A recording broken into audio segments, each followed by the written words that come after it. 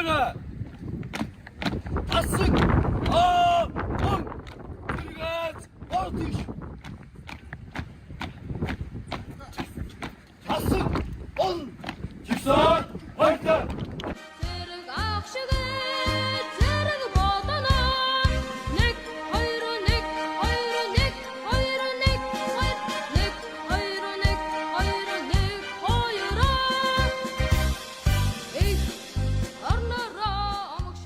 За, Жанжибаатарын Голтой аймаг Шаргасан сумын зах хэмээх газар 1923 онд малчин ард Максим гэрүүлд төрсөн.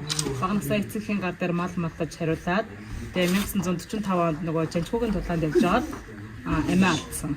Ийм хүн байгаа. Тэгээд ерөнхийдөө манай музей үзмрүүдийн гол зүйл болохоор Жанжибаатартай холбоотой хэрэгжүүлсэн зүйлүүд хамаардаг. Уус, идэм, хувцас, холбооны ахаад зүйлсүүд нь болохоор бүгд зэрэг паажсан тийм 130 дугаар ангиас нь манад ирсэн зүйлс байгаа. Тэгээд 1975 онд Монгол Улсын Баатар гэдэг цолыг зөвхөн олгосон юм хүнд.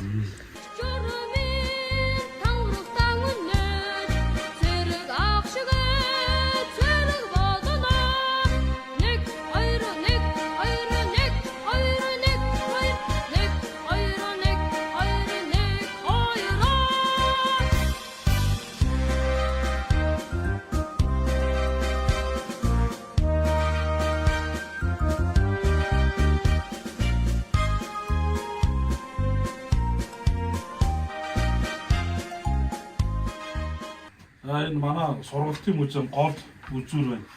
Одоо бас нэг 180-200 сая жилийн өмнө амьдарч байсан. Энэ өлөг хөрвөлийн чулуурсан яснууд байгаа.